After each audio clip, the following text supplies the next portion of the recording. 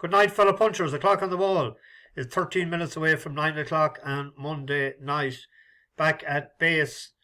Missing in action last night. It was late when I got back. It was nearly 12 o'clock. Only 1 point though. Went visiting on the way home. I knew where Ronan might be last night. The guy that comes with me on Christmas Day. He was in Australia for 3 weeks. He was at the Melbourne Cup there. He was over. His daughter actually works with a trainer over there, and his son is there as well. So he's gone for 3 weeks. He had a good time. Wasn't that impressed with the Melbourne Cup. He said he couldn't believe all the thousands of people just having picnics and no heat on the horses at all. And queues for everything, and wouldn't be going back, I don't think. I didn't like to hear it because I intend to go next year. I was gone earliest in the morning, gone at 10 to 9, got there about 11:15, just before the rush. It was windy and it was cold, it was a bit sunny, but the ground was a good condition, good enough crowd, an awful lot of enthusiastic followers looking for the big horses, especially Galloping Deschamps. He ran a very good race. I was heard yesterday that he had missed a beat or two leading up to it, and so had Factifile, and the fact that JP wasn't there and Factifile drifting, he wasn't supposed to run as well as he did, so it's hard to know who was the fittest or what was left to work on, as they say, but I'd be happy enough if Galloping can get his two intended run-ins in at Christmas and the DRF, that we'll go in good shape to get our 3 in a row next year. It's great to see him in the flesh again yesterday. And I did remark Factifile is a bigger horse. He's a fine strapping horse altogether. When I walked in the gate, I met up with who spotted me first, David from Navan. He was born in London. Both parents Irish, relocated a long time ago, retired. I think he said he was retired now. I was chatting to him when we were approached by RTE cameras, and the two of us did a speak. I believe my head got on the television, so I didn't see it yet. And I just seen it in the comments there as well that I was spotted. No danger of me leaving the bus, I'll tell you. Met another man from Navan, Jerry, bumped into him several times yesterday, and as he said, he often looked out for me, but he never spotted me. Bumped into two herding chokers that I met before, from the Carla Strand area of Cundanagalliva, Michael and Tony, and a nice few pound got from them towards the cyclist, Fergal Guihan. Fergal is in China this weather, -6 degrees the last couple of nights, that to get a hotel, it's too cold to tent out, and they're at the Great Wall of China yesterday, I believe. I must give him a bell one of the days when he gets back near Wi-Fi again. So thanks to the two books. Met Matthew and Johnny from Banbridge, near Banbridge town in the county down. They go to a lot of races. They're only 2 hours drive. I forgot the name of the guy that I met a couple of times upstairs when I went up to get the toilets, from Clock Jordan. He'd be a neighbour of Dennis Hogan, and met with Michael from Ballylongford, from the Kingdom, but has relocated to Gorey. I guess it was love that moved him, and the love of Wexford strawberries. And thanks very much as well for money that he gave me as well. And I'll split it between the Christmas due, and I'll give some to Fergal. Met up with the twins as well from Lucan that I met before. They were passionate about seeing Galloping the Champ running, and they're a bit disappointed that he finished third. I think whatever winnings they had, they might have chucked it on him, but they didn't lose money anyway, which is a good day's racing. I made a few pound. Shout out as well to Tyrone, the bookie. Bumped into him a couple of, he backed a few winners as well yesterday. When I'm at it, I'll keep at it. Cocoa Beach was the first one to run. Ran a bit disappointing. Maybe then exertions of going to Czechoslovakia took its toll. I did hear beforehand that Stumptown was all out to win yesterday because he was going to be sold afterwards by the owners. So that's why he was, the handbrake was fully off and out and winging yesterday. Lot of Joy was very pleasing. I did back it at 11 to 8. It was available out to 13 to 8. There was a lot of money for River de Tel and for another one there as well. Risk Bell was an eye catcher in that race. That has went off favourite for the Mayor's Handicap Hurl in Leopardstown the last 2 years. Hasn't won, and I'd imagine that'll be the target again, and it'll probably go off Fav as well. But a lot of Joy has learned an awful lot lately, and I was impressed by her yesterday. I think she's 20-1 now for the Mayor's Hurl. Then went Farn Glory.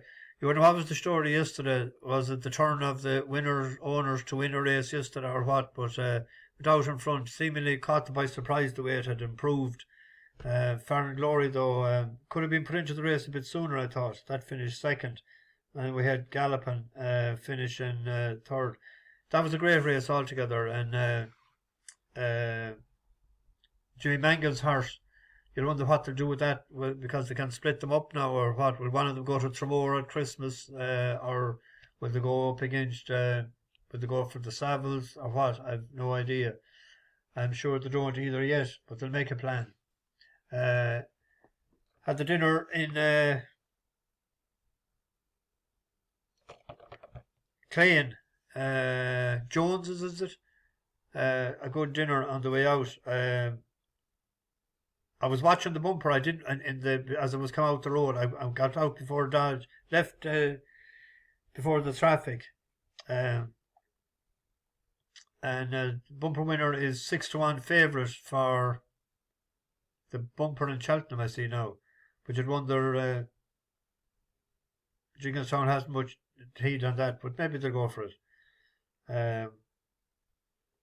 Is that all of us today? Oh, shout out to Kaiser the Redbeard, James Sills and D. Thomas, newcomers on the bus.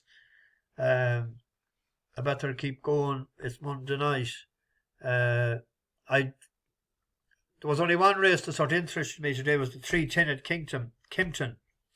And Esperfecto and Nicky's horse, Daddy the Great. And there was another one. It was a tight enough race, so I didn't commit myself at all. So it was late when I was back last night anyway, and I was in bed until dinner time. I should have got up this morning. I don't need rest, and I went back thinking I did need rest, and I'm better off if I plough on, because when I woke up 2 hours later I was worse, and when I woke up an hour later I was worse. I say it was the wind and the cold just in my head. I had a solid headache, and when I was up then a while it was gone. So that's the end of the Lions, whether I need them or not. Anyway, thanks for the bit of banter in the comments. I got a good laugh out of it there. But there's no danger I'll be gone to Hollywood, I'll tell you. On to tomorrow. I think Willie Mullins is sending over Mr. Escobar for the first race in Sedgefield. I hope his trip across the pond is better than the time he went to Lingfield, where Ryan Moore was on. Remember that time we were on him and he got gun shy coming up the stretch. It's 4-6 shot tomorrow. Probably should win. The 140 at Southwell. What am I looking at here? Oh yes, solar system for JP. This one snug enough the last day. This opened up 5-2 earlier as well. I think it's 7-4 now. One on good ground last year, rated 95, just put away then for a good break, and it was very impressive the last day, and it escapes the penalty because it was in a conditional race. That's it in the JP colours coming around the turn for home as we pick it up. Mile and about 2 lengths then to Barricade, who always has been the back marker. Continuing to be the leader is Classic My System, who probably will go 5th when one. The system took it in 2nd place. Baskerville and with this Cloud Dancer, and now Solar System comes to join July Joan at the last. Neither were particularly fluent, but Solar System has taken a very fractional lead as they race up the waterline. So it's Solar System and Callum Pritchard who are going to win. July Joan will be home in 2nd position. Baskerville a good few lengths behind those in 3rd. He's a big chasing type. If he doesn't win tomorrow, he won't be looked because he's not penalised for that. Asian Star is second favourite, the Skeltons. I think a bigger danger could be John Joe's one, Brookshane. This went for 150,000 out of the Pint to Pine Field. And where's with Gerald Quinn? Handbrake was on a few times there, but it won nice enough in Fontwell, and then it didn't seem to stay the last day. That could be a bigger danger, but you'd imagine if the handbrake is off, and if they need to win that tomorrow, Solar System and Callum Pritchard taking off 7, bringing it back like to 11 stone 2. The 2:30 at Sedgefield. Harper Valley won this last year off a rating of, was it 106? That was a 108. It's off 115 now. Went up £2 for its race the last day. One last year 105 for us, so it's £10 higher. Won again in Cashrick in February this year off 109. Went for a siesta then from May till October. Ran a nice race behind the Navigator, as we will see here over the course, and distance. They weren't that busy on it. I'd say they were keeping their powder dry for this race. That's what it looks to be. This river is being squeezed and now driven in 3rd. As the Navigator is emerging as the danger to Jaramillo. On the left, Harper Valley tries to get involved. Over the second last, Jaramillo now being sent for home here into the last furlong and a half. It's still a length and a half lead for Jaramillo. Second spot with the Navigator. Harper Valley trying to run on, then Finnisk River not entirely over this. Jaramillo bold, big leap at the last, but the Navigator is picking up a right head of steam. Off up the run in a real set 2. The Navigator tries to get past Jaramillo. The Navigator just edging on. The Navigator knows how to win here. That's a 4th course success. Has beaten Jaramillo. He threw in the towel fairly lively after the last. Then it ran a good race the last day in Kelso, and I'd say it traded very short in running. It was an extra furlong though, it was 2.5. Ran out of petrol in the last 100 yards. It was beaten a neck. They put it up £3 for that. Laser Focus is carrying 115. It's penalised £7 for winning, and it won off 95 was it before?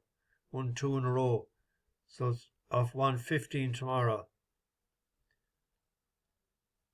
There's won 5 since it transferred stables from Alex Dunn to James Owen. He's a good trainer, 5 times.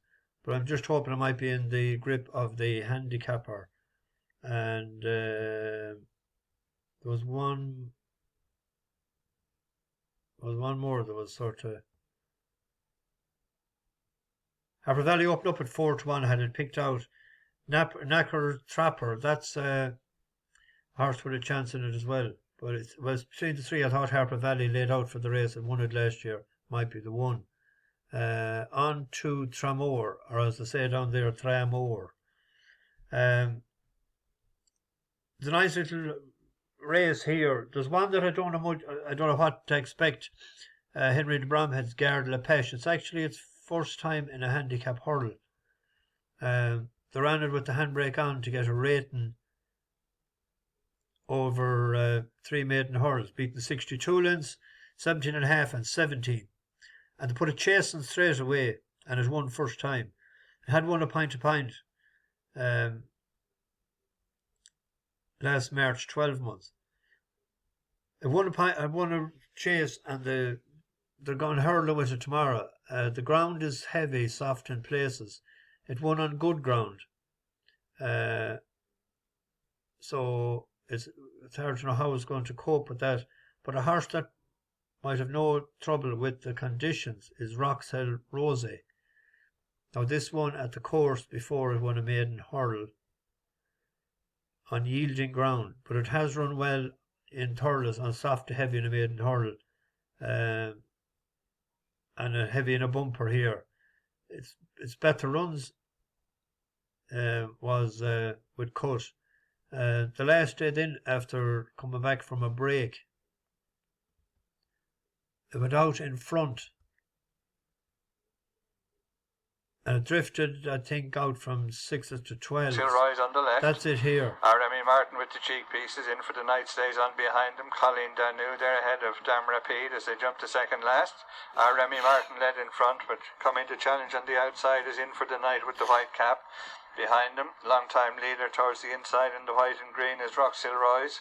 Dam Rapide and Penny Jar chasing the leaders as they come down to the final flight. In for the night in the centre. Will lead over it narrowly. Slight mistake. Remy Martin on the far side. Staying on the outside is Penny Jar, but it's in for the night, the leader. Less than 100 yards to race. In for the night, stretching on, will complete a double for JP McManus and Mark Walsh. Wins for Desi McDonough. Penny Jar second. Remy. He seemed to be under pressure, and then if coming to the last, but then when he changed his leads coming into it, he pinged it, dumped it a bit high, but ran on there all right. You'd imagine that they weren't trying too hard. So it's an each way bet. They're paying 4 places. It was a little bit bigger there earlier. It was 8s with 365. So it's Monday night. So what do we do on a Monday night? We're singing an old song. You never know who might sing to.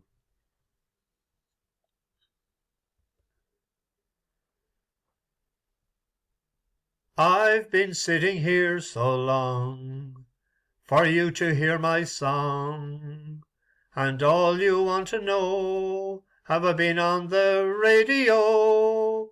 Who's the biggest star I've seen? What is my favourite scene? And if I get the job, would I sing on Mars? Yes, sir, I would sing on Mars. I'd play upon a star. I'd sing songs of the sun. And when my job was done, I would say I love you so. I'd like to play one more for all you young lovers for the road. Tell me, son, yeah, just how far I need to go to be a star. I have known my highs and lows.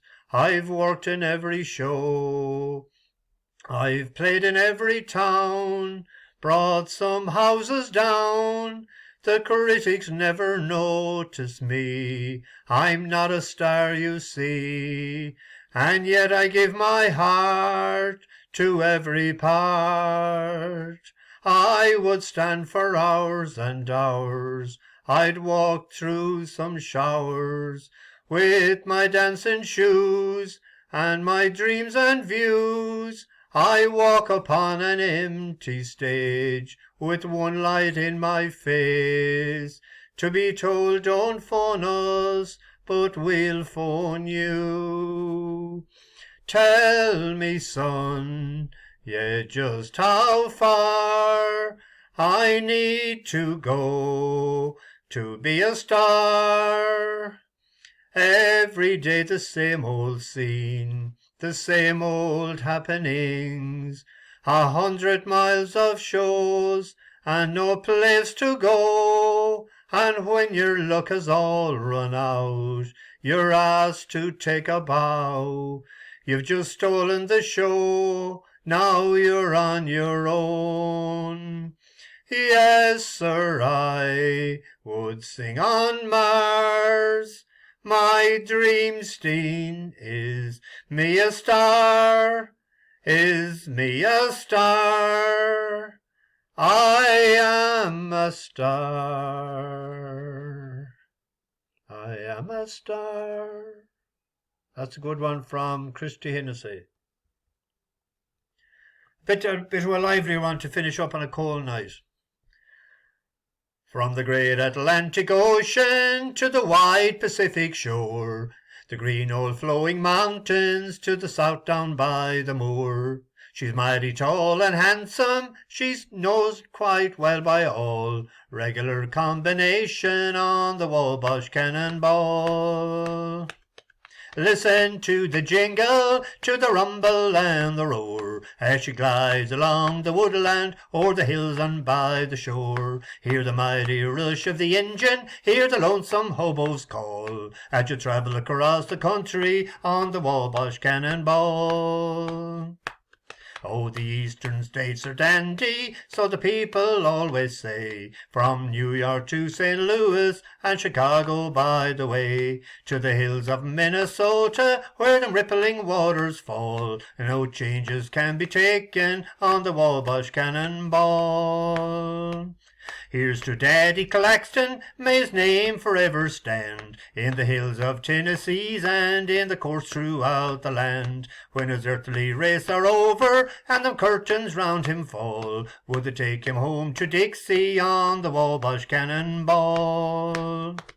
Listen to the jingle, to the rumble and the roar, as she glides along the woodlands, o'er the hills and by the shore. Hear the mighty rush of the engine, hear the lonesome hobo's call, as you travel across the country on the Wabash Cannonball.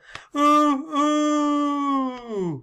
I went down from Birmingham one cold December day. When she pulled into that station, you could hear them people say, there's a fellow from Tennessee, boys, he's long and he's tall. He came down from Alabama on the Wabash Cannonball. Listen to the jingle, to the rumble and the roar, as she glides along the woodland, o'er the hills and by the shore. Hear the mighty rush of the engine, hear the lonesome hobo's call. You're travelling to the jungle on the Wabash Cannonball. You're travelling through the jungle on the Wabash Cannonball. That'll warm a man up on a Monday night. Bash the bookies, over and out.